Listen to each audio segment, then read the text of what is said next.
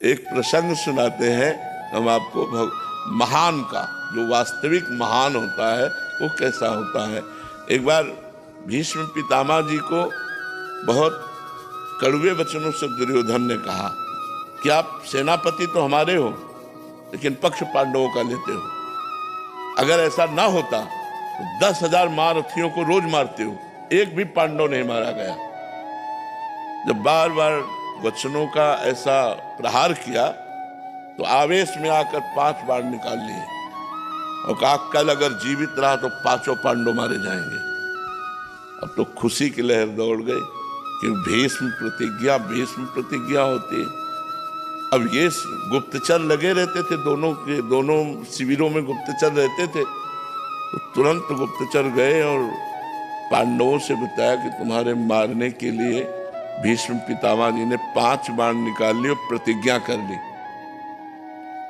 ये बात भगवान श्री कृष्ण को भी, द्रौपदी जी को भी, 5 पांडवों को कोई फिक्र नहीं। भगवान गए और उनका सूचना मिली तुम्हें? हाँ। बोले तुम तो ऐसे सब निश्चिंत बैठे हुए हो, क्यों? तुम्हें कोई विचार, कोई चिंता, कोई भय? बोले कुछ नहीं। बोले क्यों? बोले आप हो ना, जिसके चिंता करने वाले आप मुझे इसके विषय में क्या चिंता करनी? द्रौपदी जी से कहा ऐसा करो, तुम तैयार हो बहु रूप में और यहां से घूंघट करो, आगे चलो और पीछे दासी के कपड़े हमें लाओ। दासी के कपड़े भगवान ले पहले, पीछे पीछे भगवान दासी रूप में, आगे आगे द्रौपदी स्वामिनी रूप में। दरवाजे के पास पहुंचे भीष्म जी, चूंकि महान बाल ब्रह्मचारी, तो बोले पादुका उतारो। पादुका लेकर पीतांबर में लपेट कर ऐसे खड़े हो गए जैसे दासी खड़ी होती है। द्रौपदी जी अंदर गई, प्रणाम किया पितामह को, बोली नहीं, घूंघट करके। पितामह ने विचार, देखो बुद्धि बदलने वाले भगवान ही होते हैं। पितामह ने विचार किया अभी दुर्योधन गया हमसे प्रण करवा के, उसकी पत्नी आई होगी आशीर्वाद लेने, उनका सौभाग्यवती हो। तो द्रौपदी जी ने पर्दा हटाया और कहा वह बात सत्य माने या यह बात सत्य माने आपकी?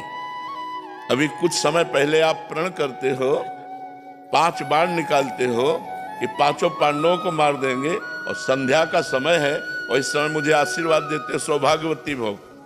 मैं ये मानूं सत्य बात या वो सत्य बात मानूं? भीष्म जी के होश उड़ गए। बोले वो कहा जो तुम्हें हाल आया है, क्योंकि जान गए कि मुझे चक्कर में फंसा दे, इसका मतलब वो है। वो कहा है?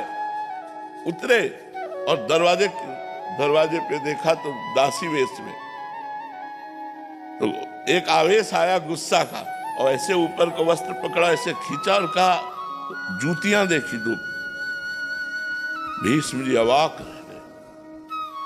देयम सदा परिभवनम अभीष्ट दोहम तीर्थास्पदम शिव विरंचनुतम शरण्यम भृत्यार्थिहम प्रणतपाल भवादिपूतम वंदे महापुरुष ते चरणारविंदम। शिव ब्रह्मादि जिनकी चरण वंदना करते हो, द्रौपदी की जूतियां, उनका बेटी जिसका रक्षक ये है